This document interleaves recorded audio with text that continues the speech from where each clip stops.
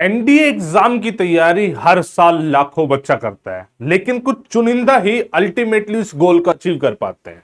उसमें सबसे बड़ा रीजन फेलियर का होता है कि बच्चा एक प्रॉपर प्लानिंग नहीं फॉलो कर पाता है। देखिए, एनडीए का जो सिलेबस है ना, वो इतना ह्यूज है कि मतलब बच्चा इसी में कंफ्यूज रहता है कि ये पढ़ू तो ये छूट जाएगा, ये पढ़ू तो ये छूट जाएगा। अल्टीमेटली होता यह है कि वो पेपर में फेल हो जाता है। भाई, जैसे जेईओ नीट का एग्जाम है, उसमें क्या होता है ना कि 3 सब्जेक्ट, तो उसमें डेप्थ में घुसना होता है। एनडीए में सब्जेक्ट है बहुत ज्यादा और डेप्थ किसी में भी नहीं है। तो बच्चे को यही फाइंड आउट करने में टाइम लग जाता है किस चीज को कितना टाइम दूं।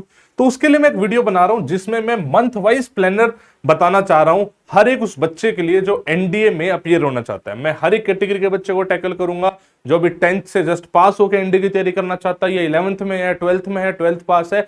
हर एक चीज में डिसाइड करूंगा ताकि आप मतलब ये भी समझ पाओगे कि मतलब उतना मुश्किल भी नहीं है, बस एक प्रॉपर प्लानिंग चाहिए।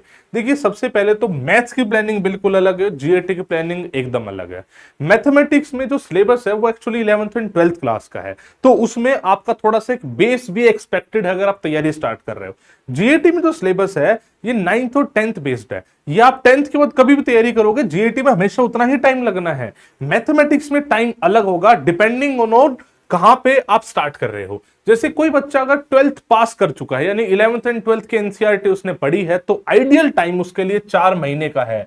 4 महीने डेडिकेटेडली 3 से 4 घंटे अगर बच्चा देगा तो मैथमेटिक्स का सिलेबस पूरा हो जाएगा with question practice. Question practice में पीवाईक्यू भी और उसके साथ साथ कोई नए क्वेश्चंस भी। मतलब कहां से कर रहा है देखो, वो एक अलग स्टोरी है, उस पर थोड़ा सा टाइम वेरी भी कर सकता है। जो नॉर्मली हम कराते हैं अपने ऑनलाइन ऑफलाइन कोर्सेज में, मैं उसके बेसिस पे बता रहा हूं, जिससे बच्चा सेटिस्फाइड होके रिटर्न क्लियर भी करता है, एसएसबी भी रिकमेंड हो जाता है, क्योंकि हम उसके साथ साथ एसएसबी भी करा रहे होते हैं। लेकिन ये सब आप देखो 4 महीने में अचीव हो सकता है अगर आपने 11th एंड 12th की एनसीईआरटी पढ़ रखी है तो ये सबसे पहले समझिए। अगर आप क्लास 11th से 12th में गए हो, मैं एक्सपेक्ट ये कर रहा हूं कि क्लास 11th के एनसीईआरटी आपने ठीक से पढ़ रखी है, तो आपको अप्रोक्सीमेटली 6 महीने का टाइम चाहिए। इसमें मैं ये नहीं कह रहा कि आपका सारा सिलेबस हो जाएगा, सारा सिलेबस नहीं हो पाएगा। 11th का पूरा हो जाएगा और 12th का काफी हो जाएगा, बिकॉज अल्टीमेटली इस कैटेगरी का बच्चा टारगेट कर होगा सितंबर के अटेम्प्ट को। अगर आप अभी 11th स्टार्टिंग में है, 10th जस्ट पास करा है, तो आपको अप्रोक्सीमेटली 1 से 1.25 साल का टाइम चाहिए।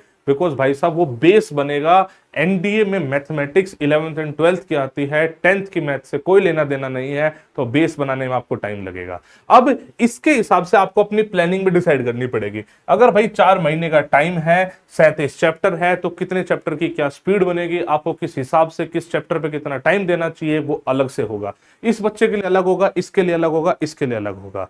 मतलब मैं आपको इस हिसाब से बताना चाहता हूं कि भाई अगर आप 12th पास है, तो 12th पास में तो भाई आपको जीएटी भी पढ़ना पड़ेगा साथ साथ, और मैथ्स ही पढ़ना पड़ेगा। मैं ये बात ऐसे लेके चल रहा हूं कि आप अप्रोक्सीमेटली 8 घंटे अपनी पढ़ाई को डेडिकेटेडली दोगे, जो सिर्फ और सिर्फ एनडीए के लिए पढ़ रहे होगे। उसमें से 50% टाइम आप मैथमेटिक्स में लगा रहे होगे, तो 4 महीने में आपका कोर्स कंप्लीट हो जाएगा।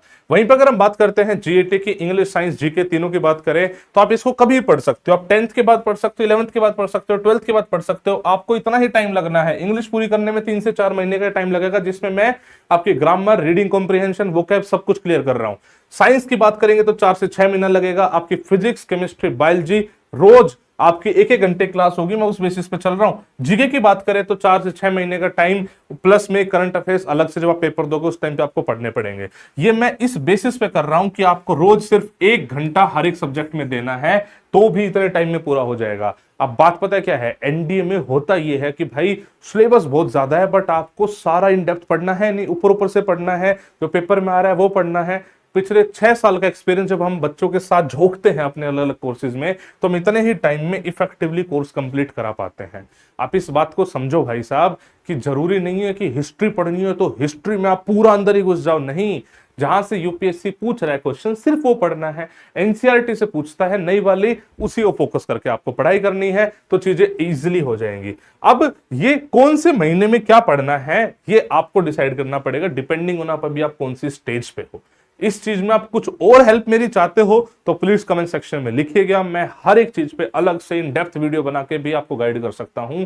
ये मैंने आपको बताया है ओवरलाइन कि कितना महीना किस चीज के लिए क्या चाहिए, और मंथ वाइज प्लानिंग आपको दी है। I wish you all the best बच्चे। जय हिंद, जय भारत।